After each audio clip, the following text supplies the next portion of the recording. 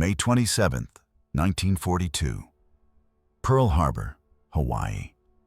The Pacific air is thick with the metallic tang of oil and salt water. Sparks shower from acetylene torches, echoing across the dry dock as welders bend under the blistering Hawaiian sun. The USS Yorktown, CV-5. Once the pride of the Pacific Fleet, sits wounded, her hull gashed, her deck scarred, her spirit half broken after the Battle of the Coral Sea. The massive carrier had barely limped back to Pearl under her own power. Her elevators jammed, her flight deck warped, and her boilers leaking steam. The shipyard's first estimate was brutal. 3 months minimum. Admiral Chester W. Nimitz, standing on the dock with his khaki cap pulled low, listened without a word. He had no 3 months. In 3 days, Japan's Navy would move on Midway Atoll, a speck of coral that might decide the fate of the Pacific. He turned to a man who wasn't wearing a uniform. Oscar Myers, a civilian engineer from the Pearl Harbor Naval Shipyard, stepped forward. Short, quiet, with the hands of a machinist and the eyes of someone who never said impossible. Nimitz spoke low, so only Myers could hear. "Oscar, I need her seaworthy in 72 hours. There was a pause, a silence thick enough to drown in, before Myers finally replied. "Then we'll need every man you've got, and no one goes home." The clock started ticking.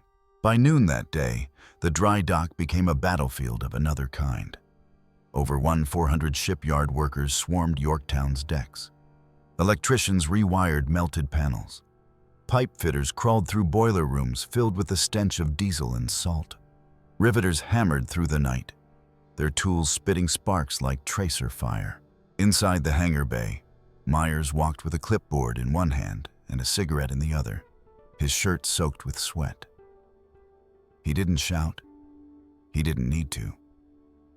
Men moved when he appeared. Orders came fast. "Section 4, bulkhead needs new plating. Cut from the destroyer's scrap pile. Move!" By midnight, fatigue began to show. One welder fainted on the deck from heat exhaustion. Another burned through his glove, but refused to stop. Coffee ran like water. Meals were whatever the mess could scrounge. No one complained. Everyone knew, if the Yorktown didn't sail, Midway would fall. Through the night, floodlights turned the dock into a blinding white inferno. You could hear the clatter of hammers miles away. The heartbeat of Pearl Harbor's comeback. At 0300, Myers leaned against a bulkhead, eyes red, face streaked with grease. The foreman approached, clipboard trembling. "Sir, the port boilers are still out. We can't get pressure." Myers stared a moment, then nodded slowly. "Then we don't fix them. We isolate the leak, patch what we can, and make do. She just needs to float and fight." He knew it wasn't safe.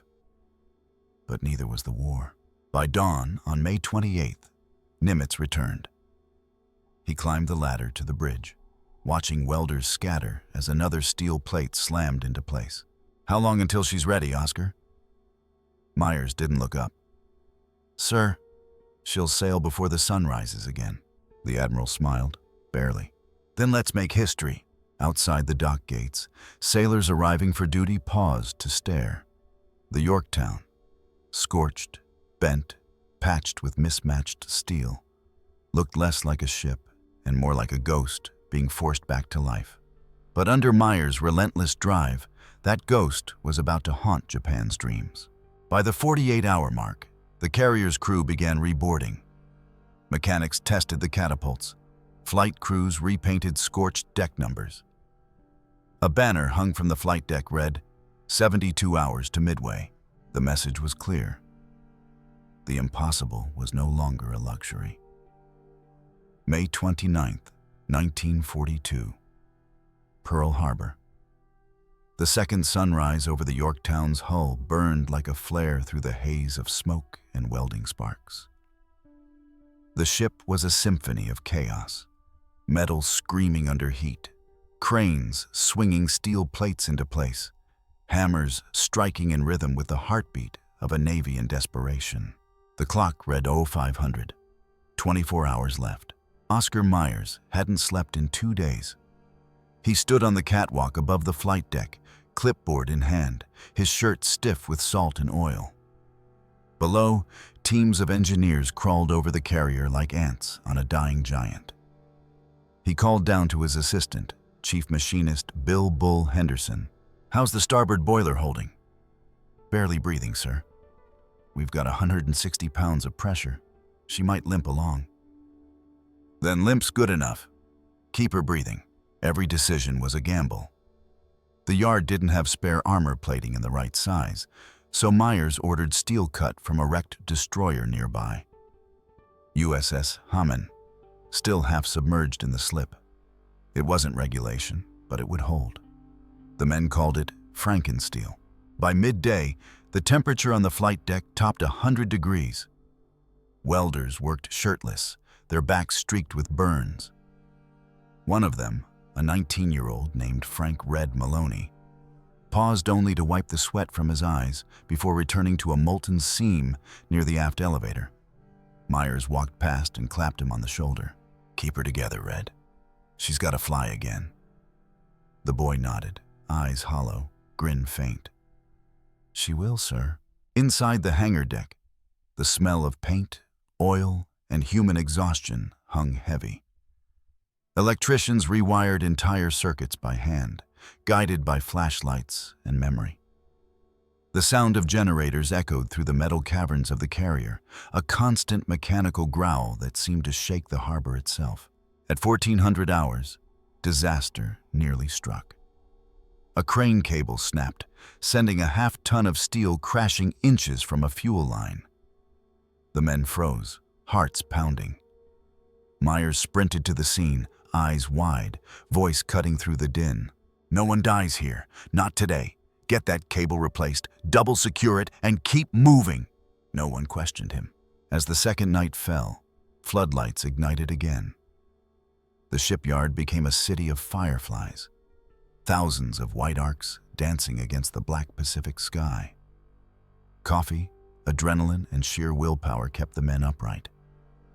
Somewhere in the chaos, someone began humming "Anchors Aweigh," and soon the whole deck was singing, voices hoarse, hammers still swinging. Admiral Nimitz returned briefly just before midnight, his presence like a cold gust cutting through the heat.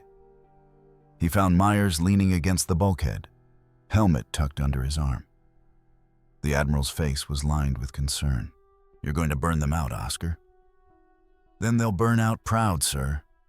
The Yorktown's not done yet." Nimitz nodded. "She'll make it to Midway?"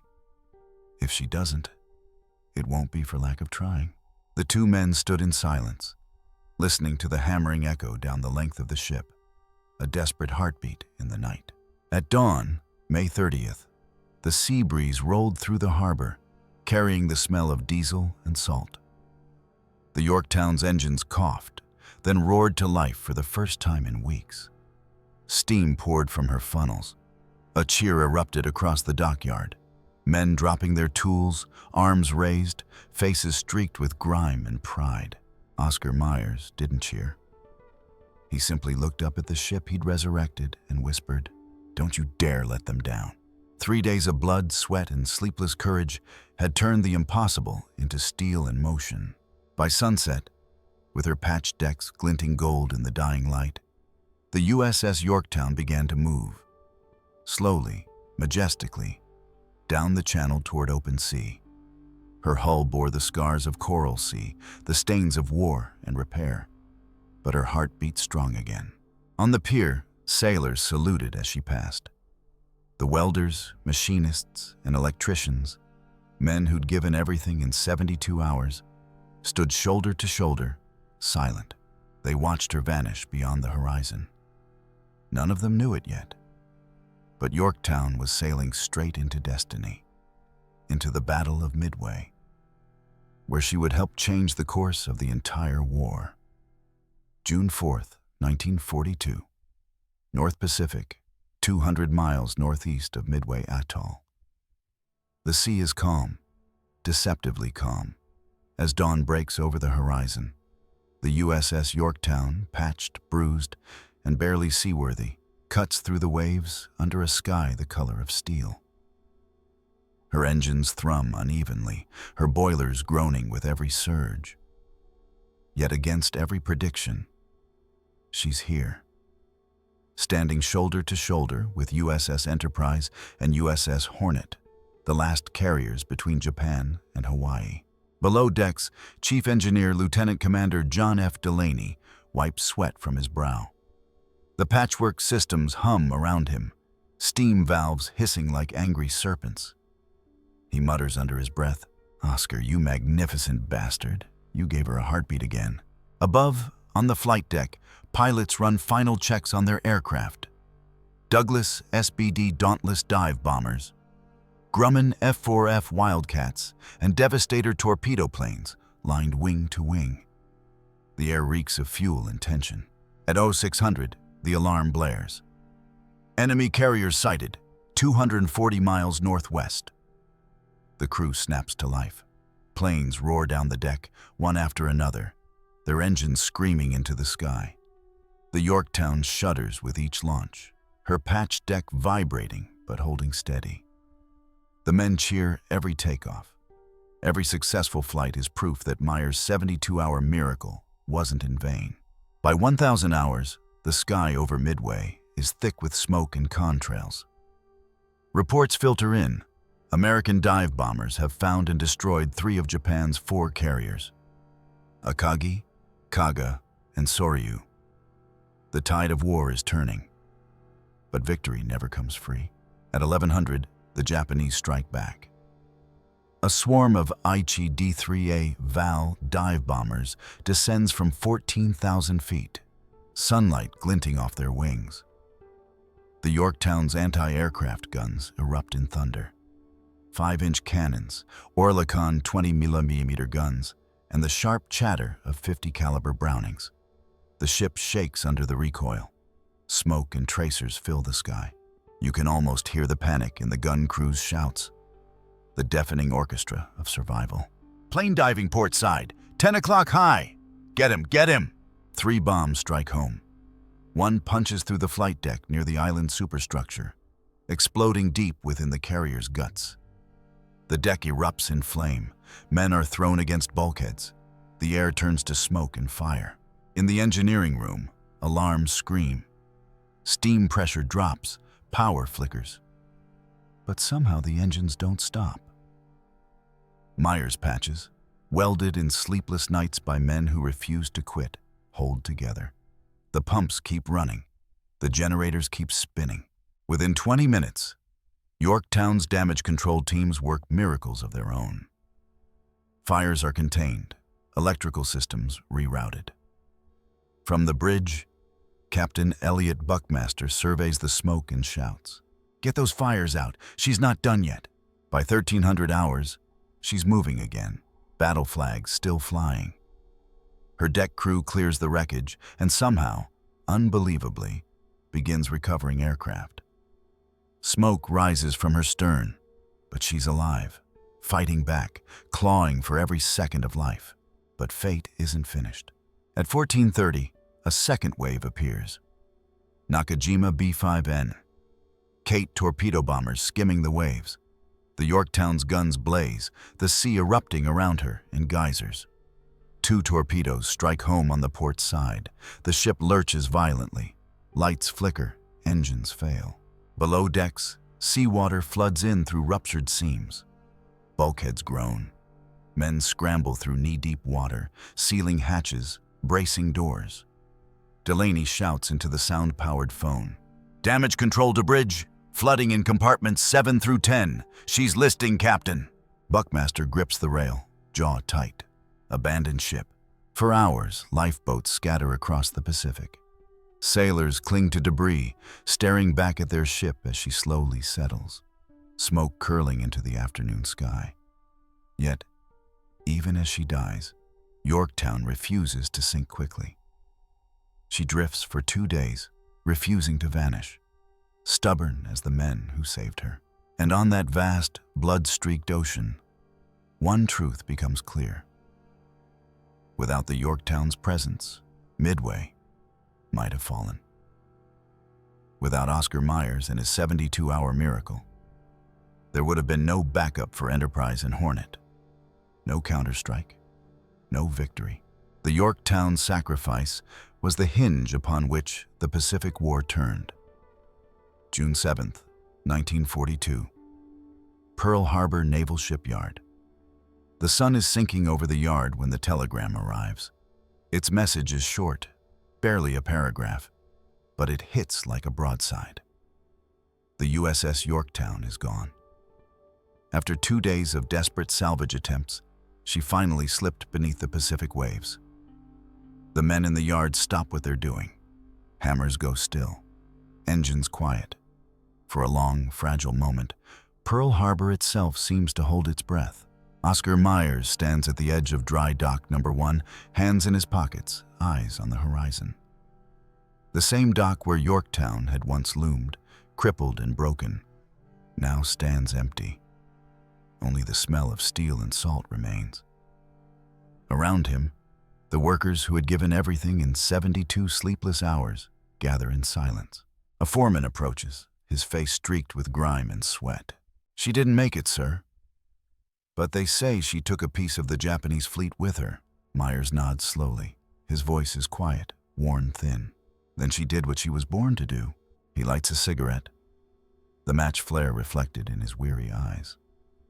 The smoke rises into the orange sky, the same color as the welding sparks that once danced over Yorktown's hull. In the shipyard's machine shops, news spreads like wildfire.